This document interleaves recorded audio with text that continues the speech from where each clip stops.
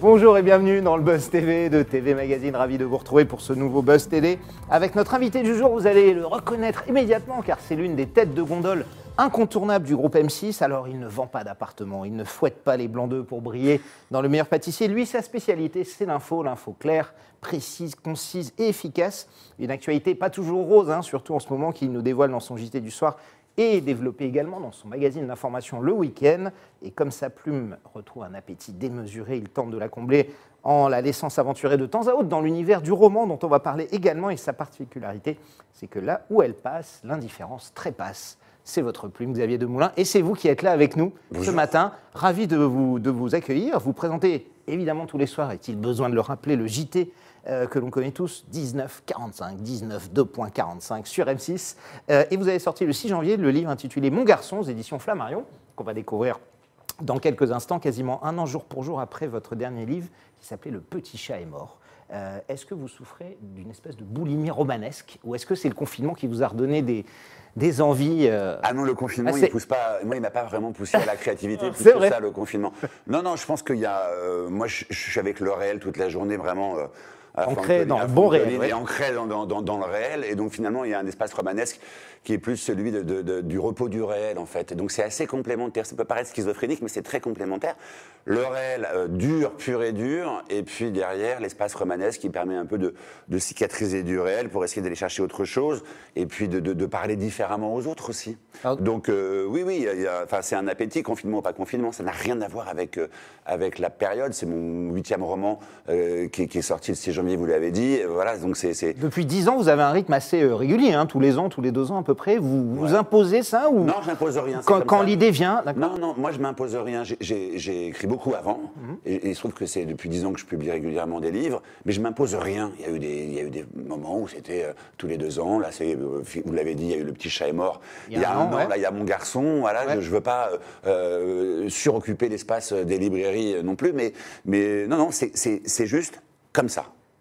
Ça tombe à ce moment-là. Ça tombe à ce moment-là. On est en direct sur Figaro Live, sur tvmag.com et bien sûr sur la page Facebook de TV Magazine, cette page Facebook que Damien Canivez tient avec une attention toute particulière aujourd'hui et sur laquelle vous pouvez poser toutes vos questions. On vous attend à Xavier Demoulin. Est-ce que vous le suivez chaque jour? Que pensez-vous de son JT? Regardez-vous le magazine 66 minutes? Avez-vous lu ses romans? N'hésitez pas. Si vous avez des questions, des remarques, des suggestions, il répondra à tout cela après les news médias du célèbre Damien Canivez. Salut Damien. Merci Nicolas, je ne passe plus les portes avec mon Je vous les ai célèbre. Je vous ai laissé mon ribin pour le virement, on fera comme d'habitude. On démarre tout de suite avec les audiences d'hier soir. Qui est en tête? C'est assez rare pour être souligné, figurez-vous Nicolas, mais c'est la fiction américaine qui s'est imposée en tête du classement, Ça devient en tête rare, des audiences. Effectivement, les 2 épisodes inédits diffusés dans le désordre d'ailleurs par TF1 de SWAT ont fédéré 4,1 millions de téléspectateurs, ce qui représente 18% du public. C'est seulement 400 000 téléspectateurs de plus que France 3 qui rediffusait le téléfilm français Quelque chose a changé avec notamment Pierre Arditi. M6 atteint la 3e marche du podium grâce à la finale de Lego Master qui signe un score en hausse sur une semaine. 2,7 millions d'amateurs de briques ont applaudi la victoire de David et à cause Sébastien. de vous, j'ai regardé. Ah bah oui, c'est formidable mes cette enfants, émission. Là, vous m'avez mis dans une... Très addictif. C'était terrible. Vivement la saison 2, moi je vous le dis. Et on termine avec cette chaîne qui échoue au pied du podium. Il s'agit de France 2 qui signe néanmoins un score en hausse par rapport au précédent numéro. Il s'agissait de Prenez soin de vous, présenté par Michel Simès, 1,8 million de patients, 8,3% du public. Alors M6, c'est l'une des rares chaînes, la chaîne pour laquelle vous travaillez, je ne dis pas ça pour ça, qui tente des concepts inédits dans les émissions, on va dire, de flux. Notamment, TF1 a dévoilé il y a quelques jours ce qu'on appelle sa line-up pour l'année 2021. Il y a une seule nouveauté dans les émissions de flux. Après, évidemment, il y a les Koh-Lanta, il y a les The Voice, toutes les émissions qui marchent. À M6, Opération Renaissance de Karine Le Marchand, même si ça n'a pas très bien fonctionné, Lego Master, est-ce que c'est dans l'ADN de la chaîne de tenter des choses et de ne pas forcément rester sur ses acquis? Il faudrait en parler avec Thomas Valentin et Guillaume Charles. Responsable des programmes, mais je pense qu'effectivement, ils osent des choses. Lego Master, c'est un succès, c'est incroyable ce programme. Sur les cibles, notamment commerciales. On invente un truc pareil, moi ça me fascine. Je ne fais pas de flux du tout. L'information, ça reste très classique. Et puis après, installer une marque, et ça Thomas Valentin en parle très bien, ça prend énormément de temps. C'est un risque très important et je pense qu'ils y arrivent et il faut pouvoir oser, il faut y croire, il faut innover. Et M6, dans ce sens-là, est une chaîne qui innove sans arrêt. Damien? On continue avec LCI qui a décidé de mettre à l'écart Alain Finkielkraut. Oui. On l'a appris hier. Exactement, la chaîne d'information en continu du groupe TF1 a décidé de se séparer du philosophe qui officiait depuis la rentrée en tant que chroniqueur à raison d'une fois par semaine. C'est ce qu'elle a annoncé hier soir dans un communiqué envoyé aux rédactions. LCI lui reproche en fait d'avoir tenu des propos choquants lundi lors de 24 heures Pujadas, l'émission incarnée par l'ancien présentateur du 20h de France 2. Alain Finkielkraut souhaitait partager son point de vue sur l'affaire Olivier Duhamel, ce politologue, vous le savez maintenant, accusé de gestes incestueux sur son beau-fils âgé à l'époque de 13-14 ans. Dans un premier temps, le chroniqueur de LCI a qualifié ces actes de crimes abominables, très graves et inexcusables selon lui. Mais un peu plus tard, il a pointé du doigt ces plateaux de télévision qui se sont transformés, d'après lui, en tribunaux. Y a-t-il eu consentement? À quel âge ça a commencé? Y a-t-il eu une forme de réciprocité? C'est ce qu'il s'est demandé et c'est précisément à cause de ces questions, de ce passage en particulier que LCI a décidé de le mettre à l'écart. Et auprès de nos confrères du Parisien, il a réagi. Il a tenu il a regretté en tout cas que cette décision soit d'une incroyable goujaterie, c'est ce qu'il a déclaré. Et puis il se dit également sous le choc. Aujourd'hui, vous avez évidemment suivi ça, Xavier. Un moindre mot de travers aujourd'hui sur une chaîne télé, sur ce genre d'affaires, c'est impossible. Il n'y a pas le moindre mot, c'est juste abject. Point. Cette histoire est abjecte. Point. Il faut la condamner. Point. Fermement. Il n'y a pas de nuance à avoir sur ce. C'est cette nuance-là qui est dérangeante, en l'occurrence. Il n'y a pas à débattre plus que ça, quoi. C'est horrible et atroce. Et donc, moi, je condamne tout. Il n'y a pas de place pour la nuance, surtout sur une chaîne. Il n'y a jamais de place pour la nuance sur ces sujets-là, et encore plus sur une chaîne de télévision, quand on a des responsabilités et quand on a tous ces outils, cette connaissance et cette culture-là. Et une chaîne d'info évidemment sérieuse comme LCI. Ces dernières années, justement, je voulais rebondir là-dessus, les émissions de débat ont fleuri sur les chaînes d'info, on l'a vu. Évidemment, ça coûte pas cher à produire. Mais est-ce que vous pensez qu'il y a un espèce de basculement aujourd'hui entre le journalisme factuel, ce que vous faites vous, et le journalisme d'opinion qu'on voit fleurir? Mais alors partout, évidemment, on parle beaucoup de CNews, mais ça existe sur BFM, ça existe sur LCI. Qu'est-ce que vous pensez de ce genre d'émission? Est-ce que vous pensez qu'on bascule de plus en plus vers un journalisme d'opinion aujourd'hui? Je pense que le débat, c'est très sain et important qu'il existe dans notre pays, dans le monde d'aujourd'hui, où on sent que quand même les choses se tendent et que la diversité d'opinions et de points de vue, moi je trouve ça très nécessaire. Après, il y a des orientations et puis il y a des débatteurs qui ne sont pas là que pour trier les fèves. Et il y a des échéances aussi qui arrivent, politiques, et donc il y a une pensée qui se met en place. Et voilà, donc aux responsables de chaîne d'être vigilants. Après, comme dirait l'autre, comment on fait son lit, on se couche. Ouais. Donc, il ne faudra pas m'expliquer dans 2 ans que, si, tout ça, ça se prépare en amont. Donc, la diversité, oui, le débat, oui, mais il y a certaines personnes et certaines choses qui, moi, me... Oui, c'est qui, en particulier CNews? Non, mais c'est tout. On aura compris. Je ne suis pas là pour faire un tribunal, mais je dis juste que il y a un moment, ça va, quoi. Et la parole, vous savez, il y a 2 options. Soit vous pouvez l'utiliser soit en magie blanche, soit en magie noire. Et moi, je préfère la magie blanche à la magie noire, quoi. Mais est-ce que ça vous choque qu'une chaîne... Mais voilà, après, est-ce que ça vous choque qu'une chaîne fasse la même chose qu'un journal, j'allais dire? Non, après, Libération est plutôt un journal de gauche, Le Figaro de droite, chacun a contradictoire, qu'on en a un de droite, un de gauche, etc. Et tout ça, ça s'oppose. C'est très bien, c'est très sain pour la démocratie. C'est quand ça devient trop à sens unique, c'est ça qui vous dérange? par exemple. Et puis il y a des trucs comme ça qui passent crème aujourd'hui, qui ne seraient pas passés il y a 5-6 ans. Affaire à suivre en tout cas.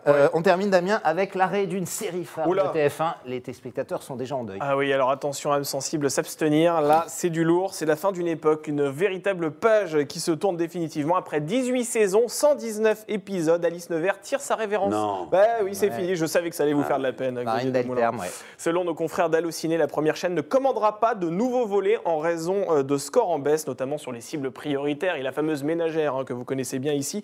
Les derniers épisodes inédits de cette série qui raconte l'histoire de cette magistrate incarnée par Marine Delterme que vous voyez à l'écran ont été diffusés en novembre dernier. Mais rassurez-vous, les inconditionnels de cette fiction pourront malgré tout retrouver leurs personnages favoris assez vite car ils débarqueront au cours de 2 épisodes dans la prochaine saison de Section de recherche qui débute fin janvier. En fait, c'est un crossover entre les 2 séries. Absolument. Et 18 saisons, on le rappelle, avec le premier juge qui est incarné par Natacha. Oui, c'est quand même une belle longévité en télé. Vous êtes très série, vous aussi, séries, Xavier? Est-ce que vous j'aime regardez bien, un ouais. peu partout? Vous regardez les plateformes je comme regarde tout le un monde, peu Netflix, partout. Amazon, Je regarde un peu Disney, etc. partout. Après, les plateformes, c'est un budget quand même, à bout d'un Ouais. moment, si on veut suivre tout ça. Ouais. Moi, j'aime pas du tout regarder des programmes sur des films ou des séries piratés. D'accord. En tant qu'auteur, je respecte les droits d'auteur et je pense que donc j'achète scrupuleusement tout ce que je regarde. Toutes les séries. Et vous êtes du genre à binger toute la soirée comme ouais, on dit, alors non, mais j'ai un toc, c'est que j'ai besoin d'avoir toute la série en me disant que je peux Vous pouvez la voir, toute la soirée. d'accord. En fait, je le fais jamais parce que je m'endors au bout du deuxième épisode sur des trucs dramatiques, etc. Mais c'est vrai que je suis assez client. Et puis parfois, parfois j'arrête, parfois je continue, parfois j'ai des surprises. Voilà. La dernière série qui moi m'a bluffé, c'est À tout film. série israélienne. C'est israélienne, voilà, sur Arte. Et j'aime beaucoup les séries Arte. En ce moment, il y a pas mal de choses le soir sont plutôt bonnes, à regarder comme ça. Tout film, j'avais jamais entendu parler. Plein de gens m'en parlaient et la saison 2 est dingue. Voilà, ça c'est mon dernier coup de cœur, donc je peux m'accrocher comme ça, voilà, comme un dingue. Mais j'ai besoin d'avoir tout, de savoir. Et de savoir. C'est que tout débile. est là. C'est vrai que le côté série, le lundi et la semaine prochaine, revenez, on vous dira la suite, j'ai un peu de mal avec ça. Ah ouais, il vous faut tous les épisodes Ouais, je sais à pas la suite. pourquoi. Eh oui, effectivement. Vous voulez Des être mauvaises psychiatrique, habitudes qu'on prend maintenant. C'est fini, Damien, C'est pour terminé, aujourd'hui. Nicolas, ouais. Merci, tout de suite, place à la grande interview du Buzz TV. Nous sommes en direct avec Xavier Demoulin et on attend toutes vos questions.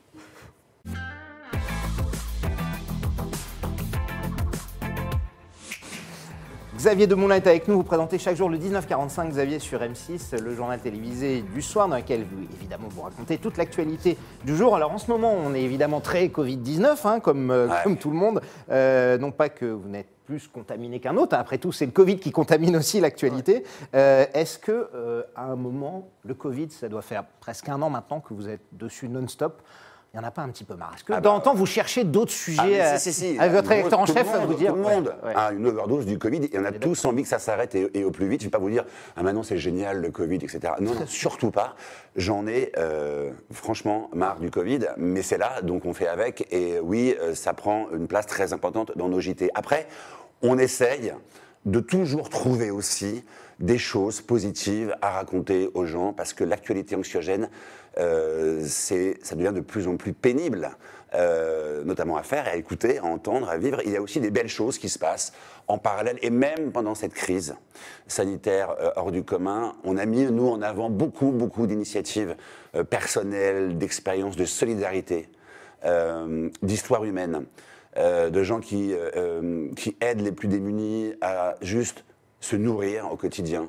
On a mis ça en avant et je suis très fier de ça parce que ça montre qu'on est un peuple avec ces valeurs-là et qu'il y a des gens en France qui se sont énormément bougés pour les autres. Et ça me touche beaucoup et ça fait partie du côté positif de cette noirceur. Mais pour le reste, vous êtes dans l'actualité depuis longtemps. Jamais on avait vu un événement occupé aussi longtemps, j'allais dire le devant de la scène. Un an non-stop quasiment. Ouais, c'est inédit. Moi, j'ai pas... Et encore, c'est pas terminé. C'est ça qui est le plus dingue. Donc, combien de temps à la finale? Ça va terminer, je sais pas. Ça va occuper l'espace médiatique pendant combien de temps? Personne ne peut le dire. Est-ce qu'il y a une frustration au bout d'un moment? Alors, on a vu parfois, l'élection américaine a un peu pris le pas sur le Covid pendant quelques jours, on va dire. Encore plus avec le Capitole, effectivement. Mais est-ce qu'il n'y a pas une certaine frustration là-dessus à tourner en boucle, au-delà de tous les sujets que vous faites à côté, dont vous parlez, notamment sur la solidarité des Français? Il n'y a pas une petite frustration à un moment de vous dire on en fait trop, il faut arrêter Non, il n'y a pas de frustration. Il y a une frustration de se dire mais pourquoi ça ne s'arrête pas là? Enfin, oui, la frustration, elle est là. Non, mais vraiment, je ne vais pas faire de démagogie. Non, la frustration, elle est celle que ressentent tous ceux qui fabriquent, tous ceux qui regardent. C'est qu'on en a ras-le-bol de ce Covid. On a tous une seule envie, c'est de reprendre une vie, on va dire normale, j'aime pas ce mot, mais une vie où on puisse s'aimer, se voir, être ensemble, quoi, et sortir de ça. Ouais. Alors, la frustration, elle est là, elle n'est pas ailleurs. Le traitement de l'actualité, il doit être précis, scrupuleux, et ça, on s'y emploie tous les jours avec la rédaction d'M6, c'est sûr. Alors ça tombe bien que vous en parliez, parce que justement, le travail scrupuleux, précis, rigoureux, on voit des épidémiologistes, des spécialistes dire quelque chose un jour, le lendemain, son contraire. Comment on fait quand on est journaliste, qu'on doit faire à 19h45 pendant 20-25 minutes et qu'on veut être sûr de l'information qu'on donne, qui a été contredite déjà 3 ou 4 fois dans la journée. C'est très compliqué de voir des spécialistes débouler justement sur les chaînes info en permanence dire tout et son contraire, mais pas que, à la radio aussi. Enfin voilà. Bien sûr, oui, radio, télé, il y en a pas. Mais les politiques aussi. Hein, le masque, pas le masque, c'est nécessaire, non, ça sert à rien. Enfin, on a le droit à tout, et donc effectivement, il faut savoir s'adapter. On n'a pas la science infuse non plus. Donc on est sur des règles de base de notre métier, et on essaie aussi de désamorcer le plus possible, de démonter le plus possible les fake news qui circulent aussi en nombre. Autre difficulté supplémentaire à la difficulté sur les réseaux sociaux, et donc on fait un travail de ce que les gens appellent, vous savez, sur Internet, de décodeur, en fait, voilà, de fact-checking, etc. Donc on essaie de faire du mieux qu'on peut, de ne jamais présenter quelque chose qui n'a pas été ultra vérifié et dont nous ne sommes pas sûrs à 200% au moment où on propose cette information. Ouais. Damien. Il y a du monde hein. Sur la page Facebook de TV Magazine. On salue Monique, Jean-Claude, Juliana. On va prendre une question de Guillaume. Alors, beaucoup de femmes, parce que votre JT marche bien sur les femmes. Ah oui, et sur les femmes responsables des achats de moins de 50 ans. C'est vrai que ça parle. Je sais, c'est vrai. Alors Guillaume, lui, c'est pas une femme responsable des achats de moins de 50 ans, mais on va quand même poser sa remarque. En fait, il est en train de louer la singularité de votre voix. Et du coup, ça m'amène à la question suivante. Est-ce que vous avez toujours eu cette voix, ou bien vous l'avez entretenue à coup de paquet de cigarettes? Comment ça se passe? Non, j'ai toujours... vous savez, on s'entend pas très bien soi-même. Oui. Donc c'est vrai qu'on me parle souvent de ma voix, en me disant tiens, on vous en parle, votre voix, elle est... Voilà, on me reconnaît à la voix, le timbre, ouais. même avec les masques et tout. Voilà. Non, j'ai toujours eu une voix, j'ai toujours cette voix-là. Enfin, appelez ma mère, tiens, demandez-lui à ma... Mais à partir de 18 ans, vous avez eu cette voix-là 13 ans. 13 ans, 13 ans. D'accord. Ouais, comme ça, 13 ans. C'est très tard pour vous, mais c'est pas grave, c'est pas grave. J'ai passé l'âge, je suis désolé. Pratique pour rentrer en boîte de nuit. Aussi, Damien, non? C'est gentil, mais pas autant que la vôtre. Damien, voilà. Il a une barbe à peu près de 3 mois. Oui, vous voyez, oui, donc j'arrose. il y a de quoi faire. Un petit mot sur le 1945, il existe depuis plus de 10 ans maintenant. Comment on fait pour entretenir un journal comme ça, qui a été précurseur, on va dire, le premier journal présenté debout, tout le monde vous a un peu suivi ensuite, pour le faire évoluer, que les gens ne se lassent pas? Comment ça se passe, David? C'est par petites touches à chaque fois, c'est par petites touches. C'est pas évident, il ne faut pas tout changer. Et surtout, un JT, comme c'est là tous les jours, ça vieillit très vite. Ouais. Et donc, il n'y a pas d'obsession de jeunisme. C'est pas ça l'histoire. C'est qu'on a changé depuis, en 10 ans, peut-être 5 fois de plateau, de décor, de lumière. Alors, ça joue un détail. Hein. Alors, il y a eu la table. Là aujourd'hui, on est entièrement en virtuel. Donc, il n'y a rien. Si vous venez sur mon plateau, c'est Gravity. Vous êtes sous fond vert et vous flottez. Et en face de vous, il y a les gens, les spectateurs, qu'il faut accompagner. Et donc, il faut arriver à créer un lien avec eux, avec rien autour que du virtuel, des éléments d'infographie, et donc une information en 3 temps qui passe par la fresque, c'est la grande image qui est derrière, un premier niveau d'information, après qui passe aussi par la RA, les éléments de réalité virtuelle avec des chiffres ou des éléments clés, et puis à ce que dit le présentateur ou la présentatrice.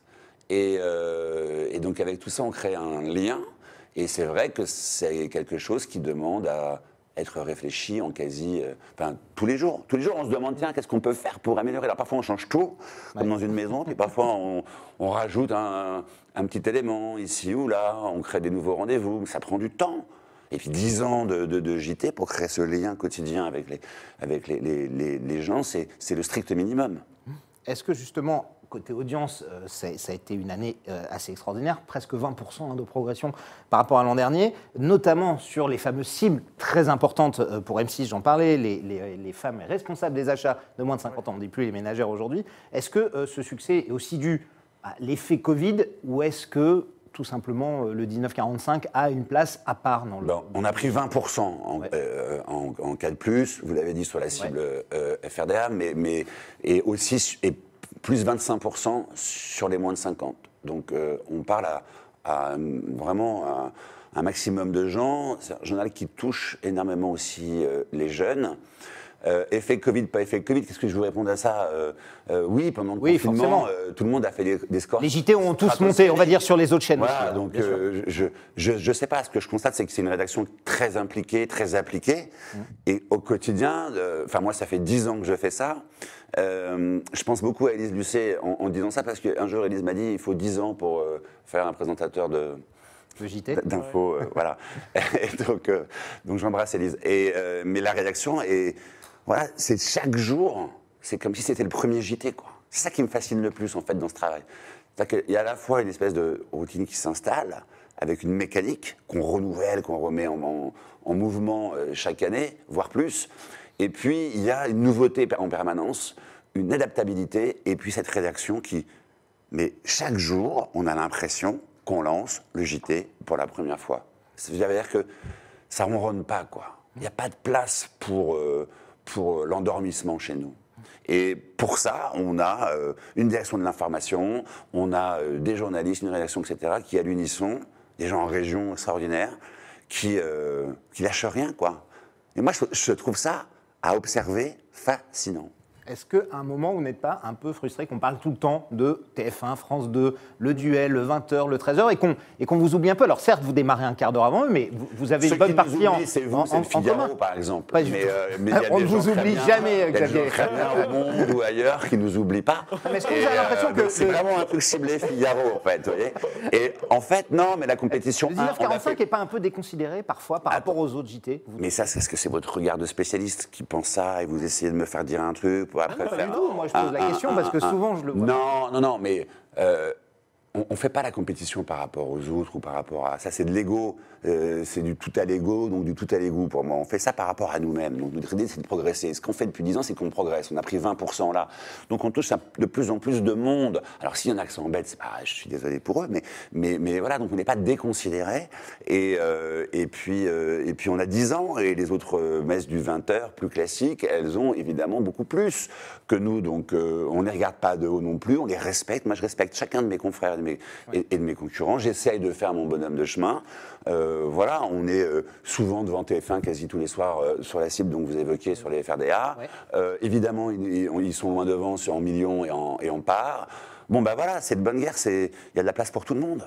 Damien. Allez, on va prendre une question de Jérôme qui souligne effectivement qu'on a accès à l'information à chaque seconde sur notre smartphone et puis sur Internet. Est-ce que pour cette raison, le JT ne risque pas de mourir? Mais non, au contraire, c'est pour ça qu'il risque de continuer. Ah oui. Parce qu'en fait, l'information, on l'a tous l'information, mais est-ce qu'on a l'explication et la possibilité d'avoir les éléments avec une alerte, un push sur un téléphone pour se faire une opinion?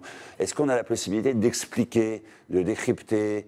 Donc au contraire, il n'y a jamais eu autant besoin. On n'est pas là pour annoncer ce qui s'est passé, des gens le savent. On est là pour essayer d'expliquer sur les grands sujets comment ça marche, pourquoi, comment ça marche le vaccin, pourquoi la campagne de vaccination elle est en retard, qu'est-ce qui se dit de tous les côtés, pour essayer après, en agglomérant tout ça, essayer de donner la possibilité aux gens de se faire posément et calmement une opinion par eux-mêmes. Voilà, c'est tout. C'est ça aujourd'hui. Mais votre auditeur a raison, tout est sur le téléphone. Mais il n'y a jamais eu autant besoin, je pense, que d'un média un peu posé qui explique, décrypte, et puis aussi désintoxifie les choses, quoi. Avec les fake news, on le voit, on a besoin de médias sûrs. Gilles Boulot, il y a un an dans TV Mag, le présentateur du 20h1 de TF1, notamment l'un de vos concurrents, disait « le JT est éternel ». Est-ce que vous pensez comme lui? Ouais, je pense comme lui, et ça va être de pire en pire en fait. Ouais. Parce que je vous dis, avec les fake news, avec les algorithmes qui arrivent, alors évidemment, l'algorithme c'est quand même ça c'est un vrai sujet, mais il y a des élections qui vont arriver, etc. Donc il faut, je pense que on s'est régénéré, on s'est réinventé par nécessité, avec l'époque. C'est plus le même JT qu'il y a 20 ans. Avant, les gens venaient prendre les nouvelles. Oui. Aujourd'hui, moi, je pense qu'ils viennent comprendre les nouvelles. Qu'ils ont déjà eu toute la journée, évidemment, sur leur téléphone. Un petit mot juste sur Jean-Pierre Pernaut. Ça a été le grand fait d'actualité de cette fin d'année, la retraite de Jean-Pierre Pernaut. 33 ans de JT. J'imagine, comme tout le monde, que vous avez salué le parcours. C'est absolument incroyable ce qu'a réalisé Jean-Pierre Pernaut, quoi. 42% de part d'audience sur un JT. L'audience incroyable, mais l'homme, avant l'audience... C'est quoi le résultat, vous? C'est quand même dingue. L'homme, revenez à vos humanités. Jean-Pierre Pernaut, l'homme, l'individu, l'implication. Je parlais de la fraîcheur du premier JT. Ouais. Tous les jours de 33 ans, arriver avec cette énergie-là. Et ce concept qu'il a lui-même inventé. Oui, ce concept qu'il a inventé. Moi, j'ai beaucoup de respect pour Jean-Pierre, que j'embrasse. Et j'ai eu la chance de le rencontrer il y a des années, à l'époque où j'étais journaliste média. Et voilà, c'est un monstre télévisuel, mais j'en ai connu d'autres que j'aime aussi beaucoup. Je pense à PPDA. Voilà, ça fait partie de ces monuments Voilà, c'est une génération de monuments de la télévision française. Est-ce que vous pensez Ça justement n'existe plus. que Jean-Pierre Pernaut est parti, Marie-Sophie Lacaro a pris sa place. On le voit quand Jean-Pierre Pernaut était en vacances, son remplaçant, Jacques Legros, faisait les mêmes scores que lui. Est-ce que la star, c'est plus le JT ou est-ce que vous pensez quand même que TF1 risque de perdre un petit peu de téléspectateurs? J'ai l'impression, si j'ai suivi, et c'est qu'elle s'en sort très bien et que les scores sont plutôt excellents. Voilà, Donc, c'est à peu près pareil. Non, mais vous savez, je pense que c'est une histoire d'alchimie, en fait. Il faut que vous puissiez, vous, créer un contact, que les gens vous ouvrent leurs portes, et puis effectivement, derrière, il y a tout un travail de rédaction, et il y a des centaines de gens qui tricotent un JT tous les jours. Donc c'est pas que le présentateur, mais c'est aussi le présentateur, vous voyez. Mais c'est vrai que je parlais de PPDA ou de Pernaut, ou Mourouzi à eux, ces monstres-là, ils ont créé un lien unique avec les gens. Alors évidemment, le JT, c'est bien, il y a aussi cette routine dont vous avez parlé, et pour en sortir de cette routine, vous écrivez également. Xavier Demoulin, on va parler de votre livre maintenant, votre 8e roman des éditions Flammarion, ça s'appelle Mon garçon. Alors généralement, quand on emploie ce mot, on voit la magnifique couverture, quand on emploie ces deux mots, c'est qu'on s'adresse à un enfant et qu'on va lui dire quelque chose d'important. En général, quand on dit « mon garçon », quel message vous allez faire passer dans ce livre et que va raconter ce papa à son enfant? Alors, pour que ça commence par « mon garçon », en général, ça suit par écoute, non? En général. Déjà, quand j'écris un roman, j'essaye d'éviter de faire passer des messages. Je suis plutôt un écrivain de... Vous n'avez pas de garçon d'ailleurs, hein?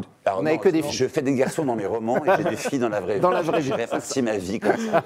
Ensuite, c'est l'histoire d'un père et de son fils qui se sont pas vus depuis 2 ans et qui vont, par des circonstances très particulières, à savoir un accident de scooter, se retrouver. Le père vit au Canada, le fils a eu un accident de scooter à Paris.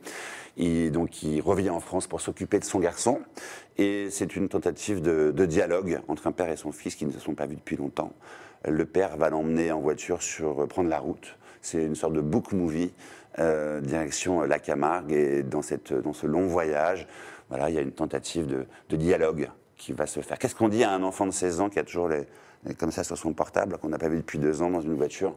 C'est tout l'objet du roman. Il sort d'un chagrin d'amour très fort. Hein. Alors, c'est le pitch. C'est un livre sur le premier amour, la force du premier amour. Ça, Damien va connaître ça peut-être un jour. Bien sûr. Il est si jeune. Et comment on s'en remet et comment ça nous construit aussi. Et finalement, c'est un livre que je dirais qui parle aussi beaucoup de consolation, mais aussi du père qui va revisiter son adolescence à travers l'épreuve que vit son garçon. Le thème, c'est plutôt le chagrin d'amour. C'est le chagrin d'amour, la réparation, la consolation, et puis la transmission. C'est très difficile aujourd'hui, quand on est parent, de donner des conseils à des enfants. Parce qu'on a l'impression de leur dire, voilà, si tu comprends ça, ma fille, à 14 ans, tu vas gagner 10 ans. Ouais. Mais ça faut gagner 10 ans, vous voyez ce que je veux dire. Donc, il y a cette espèce de pas de côté comme ça, on se croise, et surtout, c'est un livre qui parle d'amour, ouais. Alors évidemment, là-dessus, sur l'amour, quelle est la chose la plus folle ou la plus stupide que vous ayez fait par amour? D'abord, j'ai appris à m'aimer moi-même. Je pense que c'est ce qu'il y a de plus fou en faire en amour, en fait. Ouais. Non, mais c'est jamais évident. Non, mais il n'y a pas. Avant de prétendre aimer quelqu'un, il faut déjà essayer de se supporter soi-même. Non, le truc le plus fou que j'ai fait par amour, c'est des enfants. Bien sûr. Il n'y a rien de plus dingue. C'est pas de traverser les frontières ou de faire le tour du. Non, juste de faire en scooter sous la pluie.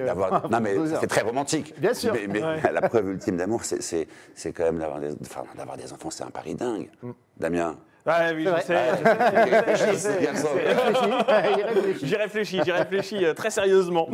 On va prendre une question de Vincent qui remarque que vous écrivez, c'est vrai, beaucoup de romans, mais est-ce que vous aimeriez aussi écrire des livres journalistiques, des grandes enquêtes comme Absolument on le voit? pas. Pas du tout, ça vous dit? Non, moi Des essais, comme on dit. Hein. Non, je suis très clair là-dessus. Moi, j'ai une activité d'écrivain. Ouais. J'ai fait 8 romans. J'aime le roman, c'est un mode d'expression, voilà. Et le reste, le journalisme, je le fais par ailleurs dans mon journal, dans 66 minutes. Donc le livre enquête, etc., c'est pas du tout ce qui m'intéresse et me préoccupe pour l'instant. Le livre, évidemment, peut s'adresser à tout le monde, mais est-ce qu'on peut aussi bien lire quand on est un père, ou est-ce qu'on peut le faire lire à son ado de 16 ans, par exemple? Non, je pense qu'on doit...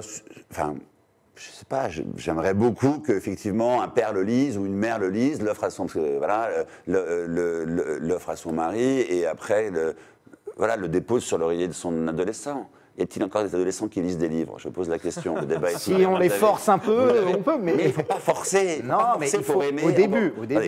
Attendez, on ne peut pas forcer les gens, ni pour vous aimer, ni pour lire. Ça, c'est un truc, ça vous arrive un jour ou pas. La lecture, moi, ça m'est tombé dessus quand j'avais les 14-15 ans. Avant, je n'ouvrais pas un livre. Et aujourd'hui, je ne peux pas vivre sans lire. Donc, on ne m'a pas forcé, si je vous mets un pistolet sous la tempe, lis ce livre, comme il est formidable. À l'école, on force les enfants à les lire. C'est le effectivement. problème. C'est le problème du système éducatif français. Il faut arrêter de forcer les enfants à lire. Il faut leur donner le goût de lire. Il faut arrêter de forcer les gens. Il faut leur donner juste l'envie. C'est ça que je dis. Mais j'espère en tout cas que ce livre-là, oui, parlera à toutes les familles. Alors, l'un de vos livres, notamment Un quoi apprendre, avait été adapté au cinéma. On s'en souvient avec Manu Payet. Est-ce que vos romans ont, j'allais dire, vocation à être adaptés? Est-ce que vous avez envie de le faire, de travailler? Est-ce qu'on vous a fait d'autres propositions sur d'autres de vos livres? Non, mais des romans qui sont optionnés à l'étude, il y en a, etc. Après, ça ne vous aura pas échappé que le cinéma en ce moment est vraiment grande pensée. À tous les amis du secteur, c'est très très compliqué, donc, et ça prend beaucoup de temps. Aussi. Donc voilà.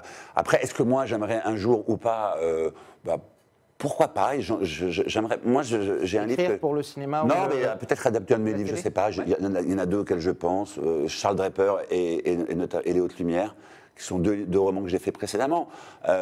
Pourquoi pas? Un jour, je prendrai le temps de travailler avec ça, mais pas tout seul évidemment. Mais c'est pas quand on écrit un roman, on pense pas à l'adaptation. Enfin, moi, je fonctionne pas comme ça. Je pense à rien d'autre d'ailleurs qu'à mes personnages qui me hantent et qui m'habitent. Et séries ou films, c'est quelque chose qui vous tenterait? Pas du tout la même écriture. Hein, non, c'est vraiment autre chose. Autant je pense que l'écriture de séries et de films peut éventuellement servir dans un travail romanesque à certains moments, autant je pense que le travail romanesque ne peut rien dans le travail d'un scénario de film ou de série. Et la série, c'est devenu vraiment une industrie très particulière où il y a beaucoup de monde. Non, je dis pourquoi pas un jour, mais c'est pas une envie première là tout de suite maintenant. Damien, on prend une dernière question, on passe à notre rubrique. Eh bien, Rémi souhaite savoir ce que vous avez pensé lorsque le gouvernement a décidé de fermer les librairies.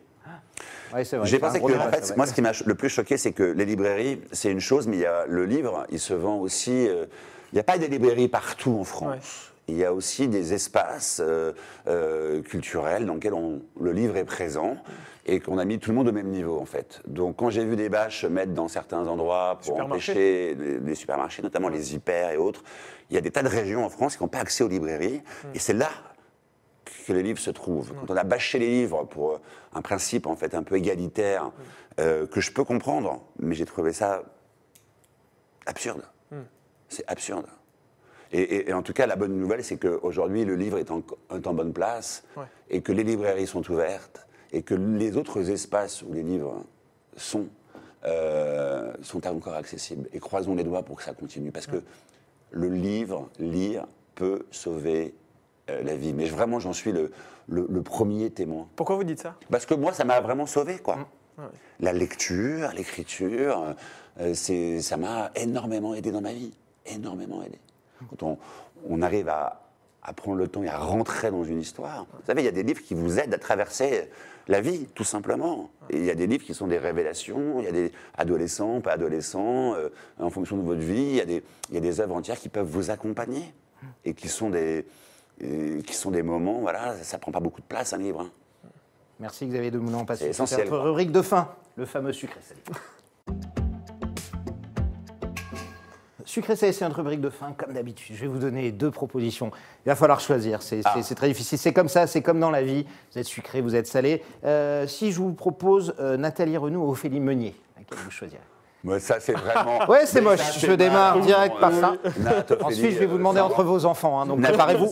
Nathalie, Ophélie sans rancune, Karine Guilloc. Ça, c'est bien joué. Plutôt Bernard de la Villardière ou Julien Courbet? Je parle plutôt de leurs émissions. Non, Bernard. Plutôt Bernard. Bernard, ouais. J'aime bien Bernard. Voilà. Nous aussi, on l'aime beaucoup, surtout quand il passe ici. Il viendra nous voir. C'est un personnage. C'est vrai. Julien, je t'embrasse. Thierry Ardisson ou Michel Denisot? 2 styles assez différents, vous connaissez les deux. C'est plutôt Ardisson? Par rapport à quoi? Une filiation, quelque chose? Non, mais il a créé Paris Dernière, j'ai fait Paris Dernière pendant 4 ans. Ouais. Michel Denisot, que je respecte énormément, voilà, je n'ai pas travaillé avec lui directement plus que ça. Donc, non, plutôt Ardisson. Plutôt Ardisson. 19,45 ou 66 minutes? S'il fallait choisir. C'est vraiment. Mais Demain, Thomas Valentin vous dit Thomas, tu ne peux en garder qu'un. Lequel vous gardez? Non, je dirais, moi je prends les deux, voilà. Deux. Non, mais il vous demande d'en garder Non, qu'un. mais alors. m'embête celui-là, je dis j'aime les deux. J'adore les deux équipes en fait. Zemmour ou Nolo? Ah ben Nolo, merci. Là, je suis clair. Journaliste ou romancier? À choisir. Romancier, journaliste ou romancier.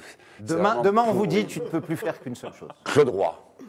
Claude Roy. Ouais, renseignez-vous, allez. Oui, d'accord, ok. Google. Journaliste, romancier. Mais non, mais Allez. vous n'aimez pas choisir. Hein. C'est pas ça, c'est que je suis bien dans ma schizophrénie. Alors laissez-moi tranquille avec ma schizophrénie. Là, c'est pas choisir, c'est se tirer une balle dans le pied au mieux.